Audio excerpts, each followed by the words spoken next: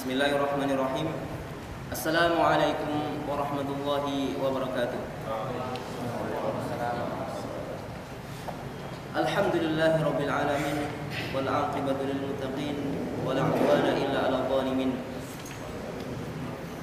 Asyhadu an la ilaha illallah wahdahu la syarika lah wa asyhadu anna Muhammadan 'abduhu wa rasuluh la nabiyya wa la rasula ba'da. Ikhwani rahimani wa rahimakumullah. Alhamdulillah, segala puji bagi Allah Subhanahu wa taala yang telah berikan kita kenikmatan, kesempatan dan kesehatan sehingga pada siang hari ini kita masih diberi kesempatan untuk melanjutkan pembahasan kita kitab tauhid. Kita masih dalam bab tafsir tauhid dan syahadah la ilaha illallah. Kita masuk dalil yang ketiga. Qala al-mu'allif rahimahullah ta'ala, berkata mu'allif pengarang buku ini Syekh Muhammad, semoga Allah merahmatinya, wa qawluhu ta'ala ittakhadhu ahbarahum wa ruhbanahum arbaba min dunillah. Ittakhadhu ahbarahum wa ruhbanahum arbaba min dunillah. Surat At-Taubah ayat 31, yang artinya mereka orang-orang Yahudi dan Nasrani menjadikan orang-orang alim dan ahli ibadah di antara mereka arbaba, rob, tandingan, min dunillah, yaitu selain Allah Subhanahu wa taala. Ahbarahum adalah jamak dari hibrun ataupun habrun. Maknanya ahbar adalah ulama. Ahbaruhum maknanya ulamaul Yahud. Mereka orang-orang Yahudi mengambil ulama-ulama mereka. Waruhbanahum, ruhban yaitu artinya ar-rahib,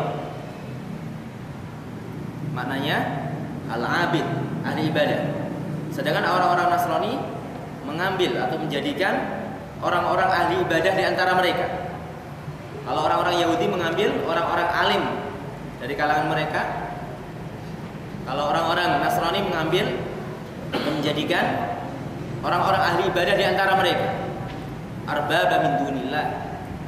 Arbaba min dunillah, tandingan-tandingan selain Allah Subhanahu wa taala, atau rob-rob atau Tuhan selain Allah Subhanahu wa taala. Ahbar wa ruhban. Kalau orang Yahudi disifati dengan ilmu, tapi mereka alimun bila amal. Mereka berilmu tanpa amal. Sedangkan orang-orang Nasrani mereka disifati dengan ubudiyah, abid, ahli ibadah biduni ilmin, ahli ibadah tanpa ilmu. Dalam surat Al-Fatihah, orang-orang yang berilmu tanpa amal, orang-orang Yahudi disebut oleh Allah al-maghdub. Disebut oleh Allah Subhanahu wa taala sebagai kaum yang dilaknat, yang dimurkai. Kemudian orang-orang Nasrani Allah sebutkan dalam surat Al-Fatihah adz-dzalim, orang-orang sesat karena mereka beramal, beribadah tanpa dasar ilmu, dan kedua-duanya adalah tercela. Sehingga Al-Imam Sufyan Ibnu Uyainah mengatakan, man fasuda min ulama'ina fa fihi shibhun minal yahud wa man fasuda min ubadina fa fihi shibhun minan nasara. Yang artinya orang-orang yang rusak dari kalangan para ahli ilmi di antara kita adalah di dalamnya ada shibhun, ada keserupaan dengan orang-orang Yahudi. Dan orang-orang yang rusak dari kalangan ibadah di antara kita, ya, di antara orang-orang Islam, maksudnya fihi shibhun, maka di dalamnya ada penyerupaan, ada keserupaan dengan orang-orang Nasrani. Ittakhadhu ahbarahum wa ruhbanahum arbaba min dunillah. Mereka menjadikan ahli ilmu dan ahli ibadah mereka sebagai Tuhan selain Allah Subhanahu wa taala. Ayat ini ditafsirkan dengan sebuah hadis yang masyhur sekali, hadis dari Adi bin Hatim radhiyallahu anhu. Rasulullah sallallahu alaihi wasallam ketika membacakan ayat ini, Adi bin Hatim protes kepada Rasulullah sallallahu alaihi wasallam, "Ya Rasulullah, lasna na'buduhu. Kami tidak beribadah kepada mereka. Kemudian Rasulullah sallallahu alaihi wasallam mengatakan, apakah mereka yuhilluna ma harramallahu fatuhilluna? Bukankah mereka itu menghalalkan apa yang diharamkan Allah, kemudian kalian ikut menghalalkan? Kemudian mereka mengharamkan apa yang dihalalkan Allah, kemudian kalian ikut mengharamkan. Kemudian kata Rasulullah, fatilka ibadatuhum iyyahu. Dan itulah bentuk ibadah. Itulah bentuk ibadah. Maka syahid dalam ayat ini, apa syahid? Ataupun korelasi, tanasub, korelasi dengan bab tentang tafsir tauhid dan la ilaha illallah. Korelasinya adalah bahwa wajib bagi seorang muwahhid, bagi seorang muslim, ifradullahi ta'ala fi ta'ah, yaitu mengesahkan Allah Subhanahu wa taala dalam ketaatan. Ini syahidnya, ya.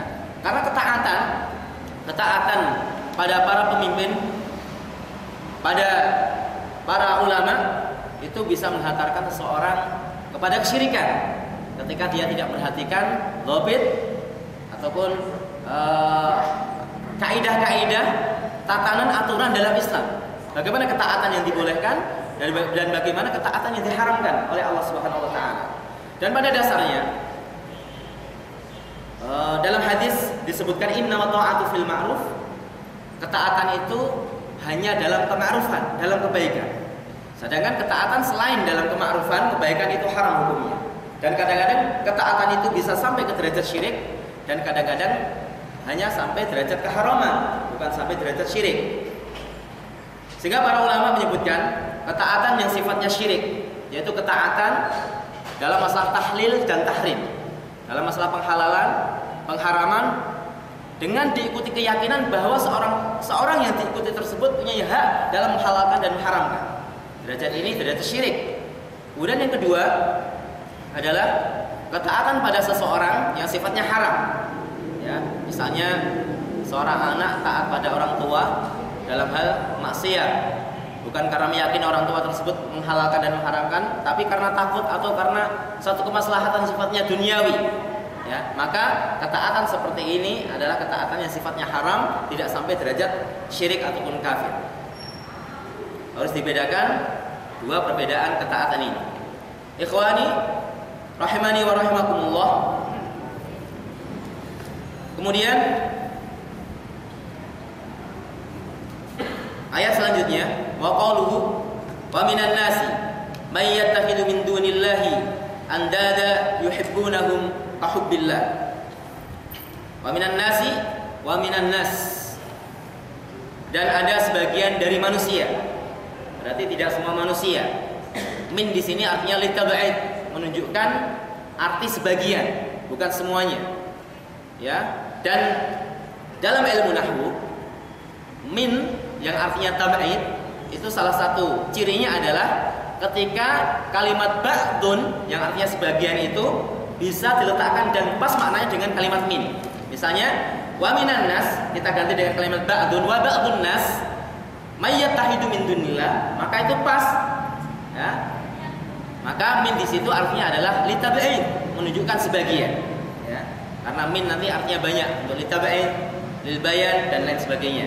Tapi min di sini dalam ayat ini surat Al-Baqarah ayat 165, wa minan nas, dan sebagian dari manusia, sebagian, maka min disebut at-tab'id, may yattakhidhu min dunillah, yaitu mereka menjadikan selain Allah Subhanahu wa taala andada, tandingan-tandingan, yuhibbunahum, yang mereka mencintai tandingan-tandingan tersebut seperti cintanya mereka pada Allah Subhanahu wa taala. Yattakhid, kalimat ittakhadha yattakhidhu atau kata kerja ittakhadha yattakhidhu, sebagaimana hal ini atau kalimat ini disebutkan pada ayat sebelumnya, ittakhadhu ahbarahum. Ittakhadha yattakhidhu adalah fi'il, ya, kalau dalam ilmu nahwu namanya kata kerja yang yansib ila maf'ulain, yang membutuhkan dua maf'ul. Ya, ittakhadtuhu khalila. Hu dhamirhu menjadi maf'ul awal, objek yang pertama, kemudian khalila objek yang kedua. Ittakhadha yattakhidhu termasuk fi'il yang yansibu ila maf'ulain. Dan sebagian manusia menjadikan selain Allah Subhanahu wa taala tandingan-tandingan. Ya, yang mereka mencintai tandingan-tandingan tersebut seperti cintanya kepada Allah Subhanahu wa taala. Ya, maka Ketika seorang mencintai selain Allah Subhanahu wa taala, melebihi cintanya kepada Allah, maka inilah kesyirikan. Inilah suatu kesyirikan. Maka syahid dalam ayat ini adalah ifradullah taala, wajibnya mengesahkan Allah Subhanahu wa taala dalam mahabbah, dalam kecintaan. Para ulama membagi syirik akbar menjadi beberapa bagian. Nah, di antara syirik ibadah ada syirik fi doa, syirik dalam doa, dan syirkul mahabbah, dan syirik dalam kecintaan. Dan ini hati-hati ya, syirik dalam kecintaan ini. Dan tafsir dari ayat ini para ulama menyebutkan, di antara Syekh Utsaimin pengarang Al-Qaul Mufid, maknanya ihtimal atau yahtamil, bisa jadi mengandung dua tafsiran. Tapi yang rajih adalah tafsir yang kami sebutkan, bahwa mereka sebagian manusia menjadikan selain Allah itu tandingan, yang mereka mencintai tandingan tersebut seperti cintanya kepada Allah. Ini tafsir yang pertama. Kemudian tafsir yang kedua, ya, mereka orang-orang yang menjadikan tandingan selain Allah, mereka mencintai tandingan mereka seperti orang-orang mukmin mencintai Allah. Yang keduanya berdekatan, tapi makna zahir yang ditunjukkan oleh ayat adalah mereka mencintai asnam mereka, berhala-berhala mereka seperti mereka mencintai Allah Subhanahu wa taala. Mereka menyamakan cinta saja tidak boleh. Dan ini bentuk kesyirikan. Bagaimana ketika orang itu mencintai selain Allah lebih daripada cintanya kepada Allah Subhanahu wa taala. Apalagi mencintai selain Allah dan tidak mencintai Allah. Ini sangat luar biasa. Sehingga dalam hadis disebutkan ta'isa abdud dinar, ta'isa abdud dirham. Celaka ya, dan sangat celaka sekali orang-orang yang menghamba kepada dinar dan dirham. Ini satu gambaran saja. Ya, satu gambaran dinar dan dirham, sebuah gambaran apa? Dunia. Dan mungkin kalau hati-hati kita bisa dibuka dan dilihat, subhanallah, kadar cinta kita pada Allah bisa dipertanyakan. Ya.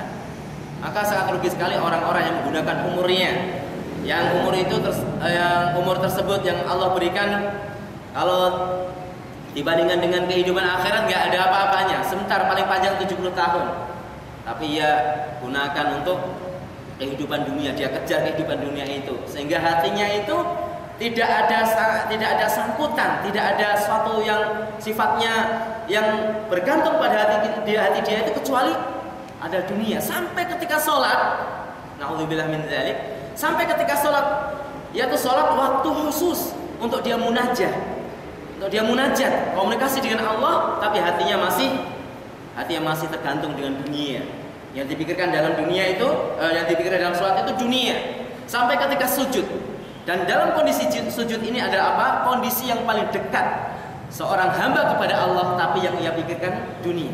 Naudzubillah. Seharusnya ketika dia sujud kepada Allah Subhanahu wa taala, dia ikuti ya gerakan sujud itu dengan suatu konsentrasi dan pengakuan bahwa saya seorang hamba adzul, punya sifat yaitu adzul, rendah sekali, yang maha tinggi, yang maha sombong hanya Allah Subhanahu wa taala. Seperti ini ya, bukan malah menyebutkan seseorang itu dalam sholatnya ad-dunia.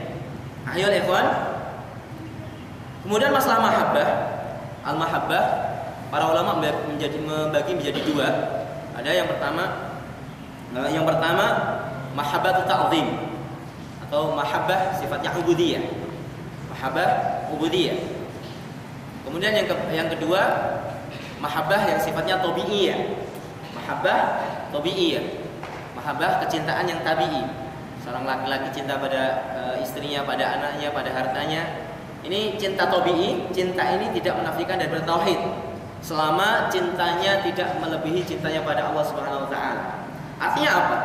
Ketika dihadapkan pada kita dua hal, ya, dua hal, yang ini sifatnya cinta tabi'i, yang ini adalah cinta Allah dengan cara memenuhi perintah Allah. Ketika dihadapkan pada dua hal, tinggal kita mana yang kita menangkan.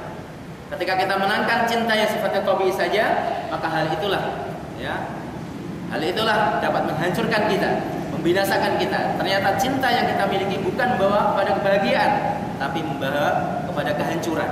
Mahabbah, ya, mahabbah kecintaan, yang kecintaan itu seharusnya untuk Allah saja ataupun lebih untuk Allah saja, tapi dipalingkan untuk selain Allah Subhanahu wa taala. Maka hati-hati ayolah ikhwan, mungkin kita selamat dari kesyirikan yang menduakan Allah dalam masalah ubudiyah, dalam masalah doa, tapi bisa jadi kita sering terperangkap dalam mahabbah ini. yaitu mencintai selain Allah berlebih daripada kita mencintai Allah Subhanahu taala.